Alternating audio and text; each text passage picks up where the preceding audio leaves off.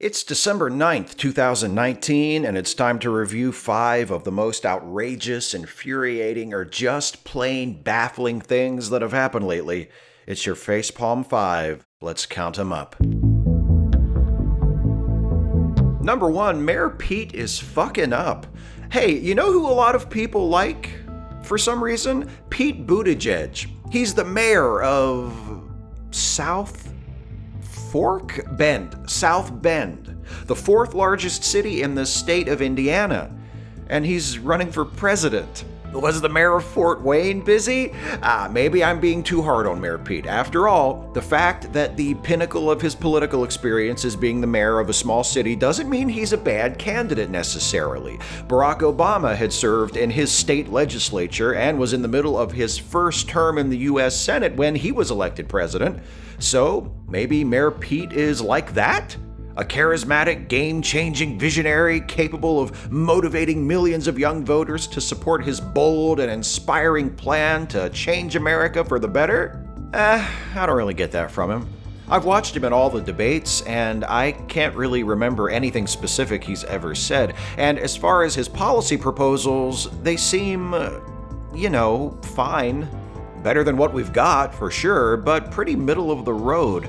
Alexandria Ocasio-Cortez even accused him of repeating Republican talking points in order to promote his plan to lower the cost of going to college, and I see her point. Pete's excuse for not supporting free college for everyone is that it might turn off half the country before we even get into office. That kind of preemptive goal adjustment done under the guise of political pragmatism is familiar to a lot of us who remember the push to pass the Affordable Care Act and how Democrats seemingly gave up on some of the more progressive proposals to reform the healthcare system before the fight had even really begun. Pete's also had problems attracting black voters. Last month, a poll of likely voters in South Carolina found that less than 1% of black voters supported him. And just recently, he's come under scrutiny for the money he's been raising from wealthy donors, as well as the 3 years from 2007 to 2010 he worked for McKinsey, a multi-billion-dollar consulting firm that has done contract work for immigration and customs enforcement these last few years.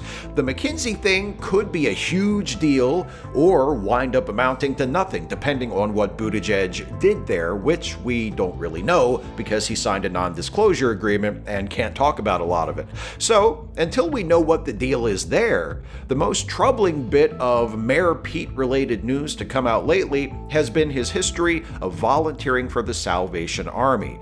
As hopefully everyone knows by now, the Salvation Army has a history of anti-gay and anti-trans activities, including lobbying against anti-discrimination laws here in the US and around the world, and failing to provide adequate services to LGBTQ people in many of their shelters. Pete Buttigieg, who it just so happens is gay, has volunteered with the Salvation Army every year for the last 5 years. As Tim Peacock points out in this article for his website Peacock Panache, if Mayor Pete wanted to show his support for a charity that supports the less fortunate, there are numerous organizations without the Salvation Army's history of anti-LGBTQ bigotry and abuse he could have chosen to work with. His choice to support the Salvation Army instead could be read as being part of his determination to be the kind of progressive who doesn't scare the conservatives, which prompts me to ask, what the hell good is a progressive who doesn't scare conservatives? Especially when we haven't even had a single primary yet, and there are still multiple better options in the field. The 2 candidates I'm the most excited about this time around are Elizabeth Warren and Bernie Sanders. They're also the 2 candidates who right-wingers seem the most scared of. That's not a coincidence. Number 2, Republicans pretend to be outraged after congressional witness mentions Barron Trump.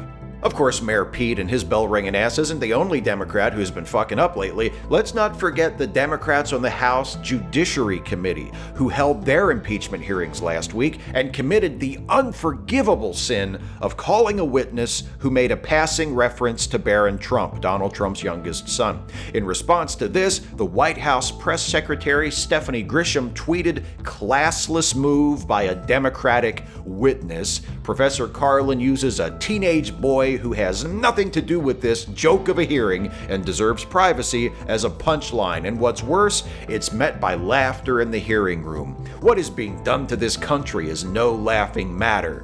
Reminder, that's a person who works for President Donald Trump and has described him as a genius in the past, complaining about what the Democrats are doing to this country, because they called a witness who publicly acknowledged the already widely known existence of Donald Trump's 13-year-old son. So who was this witness and what did they say that was so terrible? The witness was Pamela Karlan, a professor at Stanford University, and she was referring to remarks Donald Trump made recently where he seemed to be saying that he thought Article 2 of the U.S. Constitution gives him the power to do whatever he wants as president.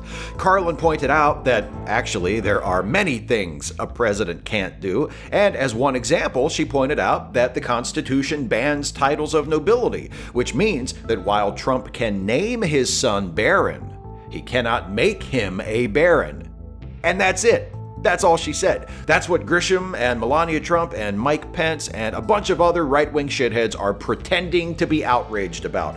Laura Ingraham even tweeted that Carlin's line was a cheap shot because I guess, it's out of line to observe that his name is a homophone of a noble title he'll never have? Or was it the part where Karlan demonstrated that Trump is an authoritarian ignoramus who doesn't know or care a goddamn thing about what the Constitution says that was really upsetting to them? I bet that was it. Number 3, Nikki Haley doesn't know what the Confederacy or the Charleston church shooting were about. Speaking of right-wing shitheads, last week former governor of South Carolina and ambassador to the United Nations Nikki Haley was interviewed by Glenn Beck. Hey, there's another right-wing shithead for you. Haley talked about removing the Confederate flag from the South Carolina State House following the shooting spree carried out by Dylan Roof at Emmanuel AME Church in Charleston in 2015, which killed 9 black churchgoers. She said Roof had hijacked the Confederate flag, which up until then had stood for service and sacrifice and heritage. She also accused the media of rushing in and trying to make the Charleston shooting about race. She also claimed, hilariously, that we don't have hateful people in South Carolina.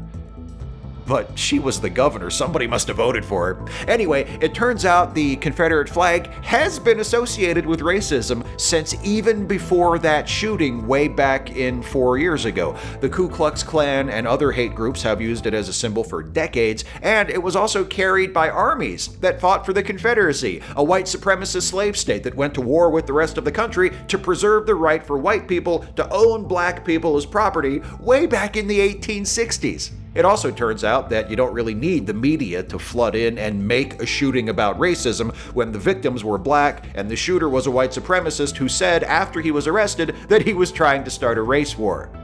The whole thing about racism, it's kinda there already, Nikki. Number 4, George Zimmerman sues the family of the teenager he killed. Speaking of racists I wish would go away, all of them? Yeah, but specifically George Zimmerman, the man who murdered unarmed black teenager Trayvon Martin in 2012. He's back in the news again because he's decided to sue the Martin family and the prosecutors who brought him to trial for damages in the amount of $100 million. Zimmerman is represented in the suit by Larry Klayman. If that name sounds familiar to you, you might be remembering Klayman from that time he sued Hillary Clinton, Barack Obama, and a bunch of other people for allegedly starting a race war, or from that time he tried to have Obama, who is a natural-born American citizen, deported, or from that time he sued Joe Biden after his YouTube channel was suspended, which was just like a month and a half ago. He sounds like the perfect attorney for a wannabe cop turned murderer turned grifter like Zimmerman, really. The suit alleges that the defendants have worked in concert to deprive Zimmerman of his constitutional and other legal rights, which is true in a way. The Martin family and prosecutors didn't deprive Zimmerman of any of his constitutional rights following his arrest and prosecution, but they were trying to convict him of murder and send him to prison, which would have deprived him of some of his rights for a few years. But that seems only fair, what with the murder he did and all. Apparently, some of Zimmerman's lawsuit is based on evidence presented in a documentary titled The Trayvon Hoax, directed by a man who has also made movies promoting conspiracy theories about Barack Obama, Paul McCartney, and Elvis Presley. In other words, this is a serious lawsuit by serious people that we should all take very seriously and not simply dismiss, as hopefully the court shortly will. Now it's time for the segment devoted to some of the other things Donald Trump has done recently to disgrace the presidency and embarrass and/or endanger the United States and the rest of the world. It's number 5, the further misadventures of Lord Dampnut. Please keep in mind, as always, the following is not a complete list. He spoke to troops in Afghanistan on Thanksgiving, where he announced that the Taliban were interested in negotiating a ceasefire. That's not true. No one in the Taliban or the US government seems to know anything about it. Trump just made it up so he'd have something to tell the troops on Thanksgiving. He's the president, by the way. After months of publicly complaining about how unfair the impeachment process has been and how wrong it is that he hasn't been able to participate, Trump's White House counsel sent a letter refusing an invitation from the House Judiciary Committee to participate in the impeachment process. The rules for the impeachment inquiry grant Trump and his attorneys the right to examine evidence and cross-examine witnesses, but so far that hasn't happened. Trump apparently prefers to whine about being excluded. He's the president.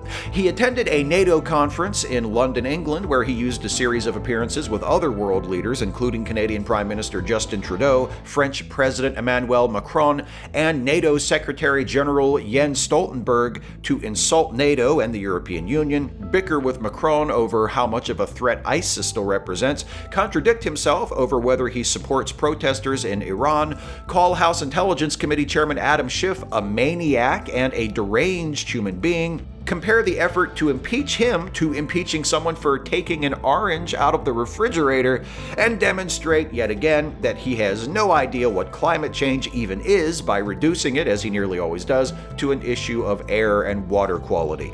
Later, after Trudeau, Macron, and British Prime Minister Boris Johnson were recorded laughing about Trump during a reception at Buckingham Palace, Trump called Trudeau two-faced. Forget Trudeau, Donald. Boris Johnson was right there joining in too. Johnson denied it later because he's a shameless liar, but it's right there on video. And if you're Trump, it's gotta sting a little to know that even Boris Johnson, the British version of you, thinks you're a shithead. His administration formalized a rule change due to go into effect on April 1st that could kick nearly 700,000 people off the Supplemental Nutritional Assistance Program, SNAP, or what is often called simply food stamps. This while Trump surrogates continue to attack Democrats for pursuing impeachment because it doesn't put food on the table for working Americans. And during a small business roundtable at the White House, he announced he had directed the Environmental Protection Agency to look very strongly at sinks and showers and other elements of bathrooms because he's heard that people have had to flush the toilet 10 or 15 times or had poor water pressure from their faucets and showers. He also complained the new light bulb is many times more expensive, and I hate to say it, it doesn't make you look as good. It gives you an orange look. I don't want an orange look. That's the spray tan, not the light bulb. So I know those quotes make him sound like your grumpy grandpa. What did they do to the toilet? Why'd they change the light bulbs? Why can't things be like they were 50 years ago? And, I mean, that's exactly who he is. He watches Fox News and then just regurgitates whatever shit people are complaining about on there, just like your grumpy grandpa. But, and I hate to remind you all of this yet again, he's also the president. He's the president. Why is he still the president? That's 5. Speak out, act out, resist, look after each other.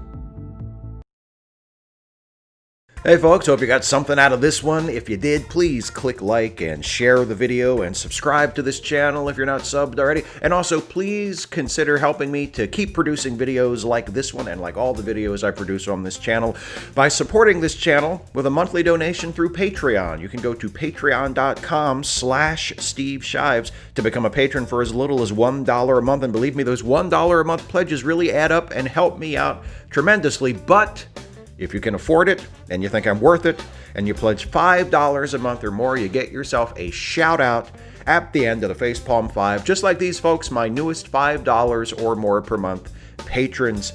And their names are Joel Cromwell. Thank you, Joel. Darian Sills Evans. Thank you, Darian. Kelsey Winter. Thank you, Kelsey. Kevin Morgan. Thank you, Kevin. And Sarah Rackleff. Thank you, Sarah. Thanks to everyone who is a patron at whatever level you are currently pledging, however long you have been. I appreciate all of your support. I appreciate all of you for watching and just liking and sharing and subscribing, doing all the free stuff. That counts too. I couldn't do this without any of you. I thank you all so much. Thank you for watching, and I'll see you next time.